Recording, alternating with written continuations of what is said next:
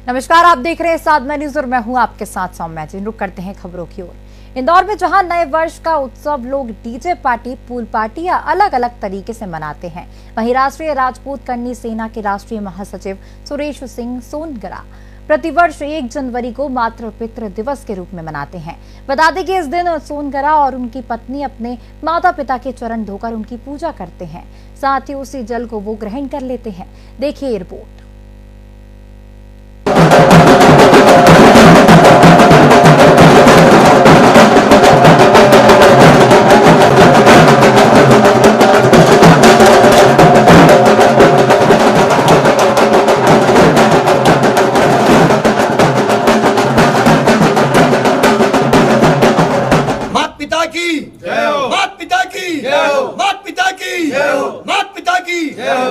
आपको बता दें कि सुरेश सिंह के पूरे परिवार ने सबसे पहले महाराणा प्रताप की पूजा की, जिसके बाद माता पिता का आशीर्वाद लिया।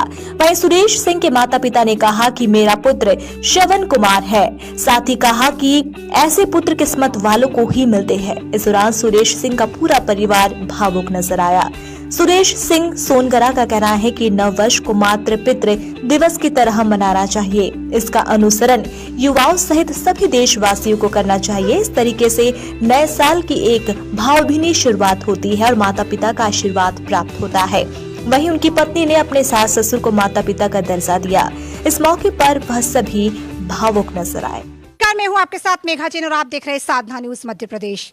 वैसे तो आपने नए साल का जश्न पूरे भारत में देखा होगा, लेकिन आज जो जश्न आप देख रहे हैं वो वाकई आश्चर्यचकित करने वाला है। हमने कई तरह के 2023 के जश्न देखे और 2024 में प्रवेश कर रहे हैं, लेकिन ऐसा जश्न जिसमें करनी सेना के राष्ट्रीय महासचिव सुरेश सोनगरा जी ने मनाया, वाकई ये अद्भुत है। माँ बाप को जिस तरीके से वो अपने उनके चरण में बैठे हुए, चूंकि आप देख सकते हैं किस तरीके से उनके चरणों में बैठ करके मानो वो ये कह रहे हो कि 2024 का नया साल सिर्फ माँ बाप के आशीर्वाद से गुजरे। आपने देखा किस तरीके से उनकी पत्नी, उनके बच्चे और वो स्वयं अपने माँ बाप के पैर धुला रहे थे। आश्चर्य की बात तो ये थी कि जब वो दूध से अपने माँ बाप के पैर धुला रहे थे तो मैं बड़े गौर से उस अद्भुत दृश्य को देख रही थी, किस तरीके से वो उस दूध को अपने मुंह में लेकर के ऐसे ग्रहण कर रहे थे मानो माँ बाप का आशीर्वाद मुझे जीवन भर मिलता रहे।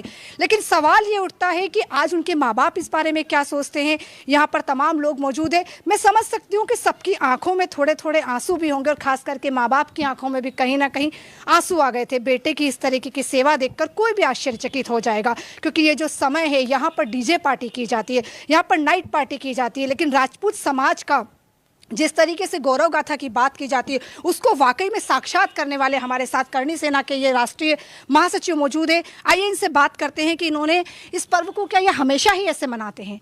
आप चूंकि आप भावुक हैं, मैं देख पा रही हूँ, क्या कहेंगे? जय हिंद, जय भारत। आज के जो दिन है ये मेरे लिए बहुत बड़ा महत्वपूर्ण दिन है। मैं सारी युवाओं को एक मैसेज देना चाहता था। मैं हमेशा हर साल यही बनाता हूँ और जो आज का जो ये दिन है ये मैं युवाओं के लिए इसलिए कहना चाहता हूँ कि हम नए साल, अंग्रेजी साल जो शुरुआत करें, ये माता पिता के चरणों के धोकर उनके अभिनंदन करके उनके चनामत लेते हैं। जितने भी संकट और जो बाधाएं आती है वो आप सबकी कट जाती है। और मैं एक नया संदेश इसलिए देना चाहता हूँ कि आज की जो पीढ़ी है उस पीढ़ी को एक नई दिशा मिले, और नई दिशा मिलेगी तो डेफिनेटली हमारी संस्कृति और हमारे देश की जो संस्कृति ये बची रहेगी।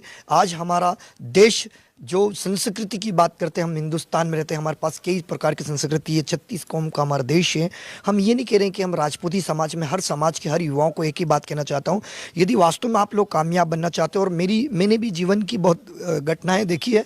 10 रुपये के बस धोते धोते आज आलीशान इस जो करोड़ों का महल और जीवन की संपत्ति और जो आज इस पद पे प्रतिष्ठा पे पहुंचे होते, मेरी औकात नहीं थी, मेरे बाप बाप के चरणों का प्रताप था जो मुझे मिला है। और आपके चैनल के माध्यम से सिर्फ इतना ही कहना चाहता हूँ हर युवा, हर युवकी को कि प्लीज आज का जो दिन है वो हमारा माता पिता का दिन है। सुरेश जी, ये सवाल मैं इसलिए भी कर रही हूँ क्योंकि अभी कल ही मैंने एक स्टोरी बनाई, चूँकि वो मेरे दिल को भी बड़ा भावुक कर गई। कई बच्चे ऐसे होते हैं जो नाम तो कमा लेते हैं, उसके बाद माँ बाप को वृद्धाश्रम में छोड़ देते हैं। आज अब हम तमाम युवाओं को क्या कहेंगे?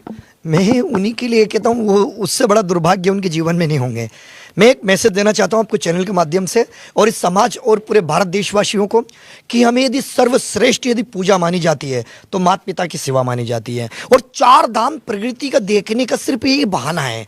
चार धाम यदि माना जाते और चार धाम देखा जाते तो इनकी चरणों में चार धाम है। और ये प्रकृति ने नहीं, हमें संस्कृति ने हमें सिखाया।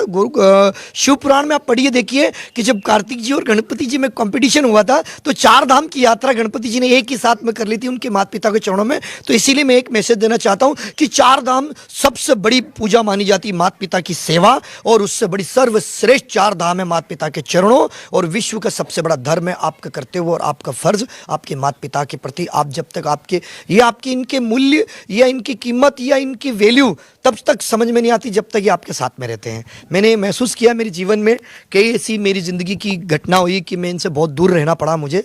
तब मुझे पता लगा था कि काश मेरे माँ बाप होते तो आज मेरी माँ भी मेरे बारे में सोचती, मेरे पिता भी सोचते। और मैंने एक और बात सीखी है संस्कृति से हमारे कि जो बोओगे वही काटोगे। आज हमारे बच्चों को और हमारी वाइफ को, मेरी वाइफ को, मेरे बच्चों को मैं एक चीज़ शिक्षा ये देना चाहता हूँ कि जाने अनजाने में यदि हम कहीं हैं तो आप इनके साथ दुरुपयोग या दुर्व्यवहार नहीं करें, क्योंकि ये बात याद आ जाएगी। और ये आपके चैनल के माध्यम से मैं कहता हूँ इसे यूट्यूब हर चैनल पे दिखाना चाहिए ताकि हर बच्चा, और जब जब यदि मैं रहूँ या ना रहूँ लेकिन मेरे माँ बाप के ऊपर संकट नहीं आना चाहिए और कोई बातें आए तो ये दिन आज का याद आना चाहिए कि इनके चरणों की प्रताप लेके हमने चनामत ली थी। तो इस भावनाओं से कि किसी भी माँ बाप के साथ अत्याचार नहीं होगा। रही वृद्धाश्रम की, मैं कहता हूँ मोदी जी से कहता हूँ, अमित शाह जी से कहता हूँ, इस देश को संस्कृति से जोड़ दिया। राम लल्ला अपने घर आ रहे हैं। हमारा राजपूतों में इतिहास है कि जब भी हम घर से बाहर निकलते तो पैर माता पिता के पैर छूते, गुरुओं के पैर छूते, और माता पिता के हमें हमेशा चरणों की वंदना करना चाहिए। तो आपके चैनल के माध्यम से सिंपल सी एक बात कहना चाहूंगा कि ये पूरा जनवरी है। हर व्यक्ति यदि युवा मुझसे यदि प्रेरणा लेता है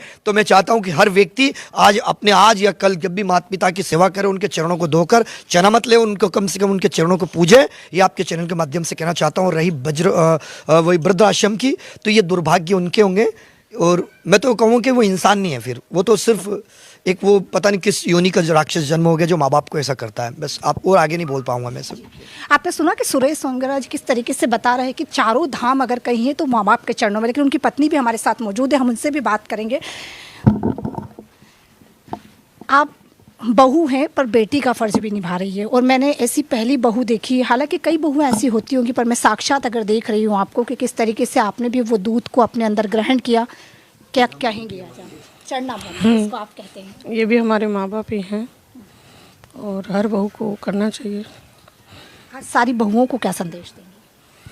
सब बहुओं के लिए ये है कि पता नहीं दिल में क्या रखती हैं वो सास ससुर के प्रति, लेकिन अगर अपने माँ बाप को छोड़ के आप यहाँ आए हो तो ये भी माँ बाप ही है। आपकी आंखों में बहुत आंसू है, आप देख सकते हैं कि ये बड़ा मार्मिक दृश्य है। आपकी आंखों में बहुत आंसू है। अब सासू माँ भी यहीं मौजूद है, बहू भी रो रही है, बेटा भी रो रहा है और पतिदेव भी रो रहे हैं। हो सकता है आपने इस घर को ऐसे बांधे रखा और ऐसे संस्कार दिए कि आपके बच्चे आज नए वर्ष पे आपके चरण धुला रहे हैं। क्या कहेंगे, कैसा लग रहा है? अच्छा लगी रहा। असा बेटा बेटी सबके हो जो, असा बेटा बहू हो सबके रिजो।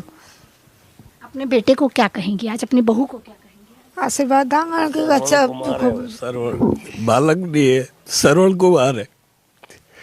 आज से नहीं हमेशा से ऐसे ही रख रहा है, हर बात से, पैसे से, हर बात से, कपड़ा से, जूता से, कहाँ से भी, खाने से पीने से, दूध पिलाता है बादाम का, सर बात, खाना पीना सब व्यवस्थित।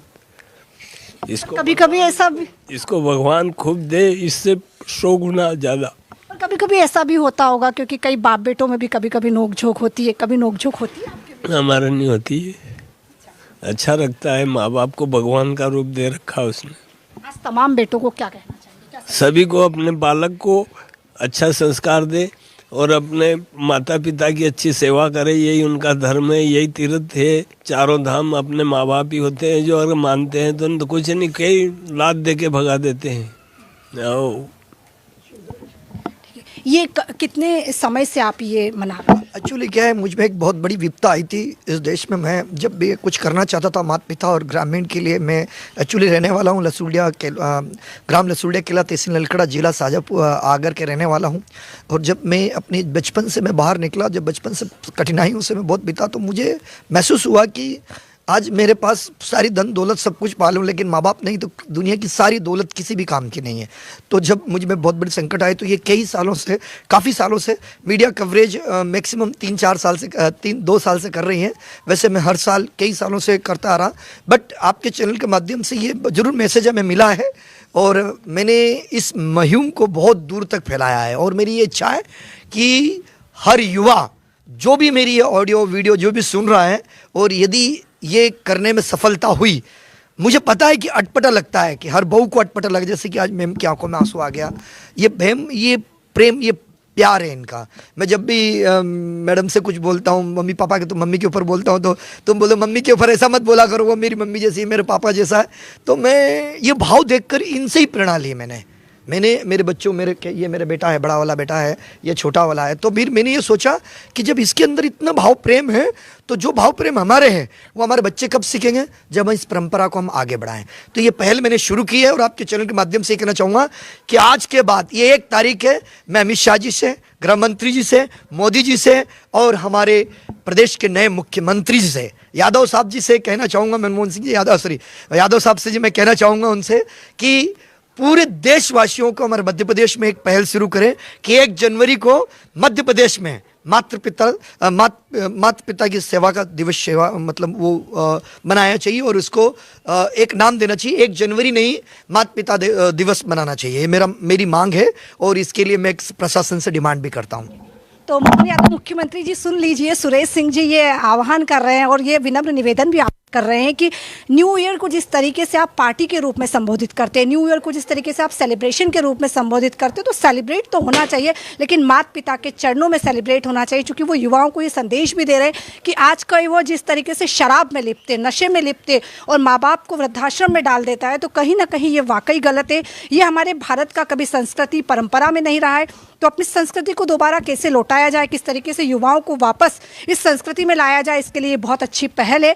तो वाकई सभी युवाओं को ये देखना चाहिए और समझना चाहिए कि न्यू ईयर को कैसे मनाया जाता है और माँ बाप के चरणों में चारों धाम कैसे प्राप्त किए जा सकते हैं।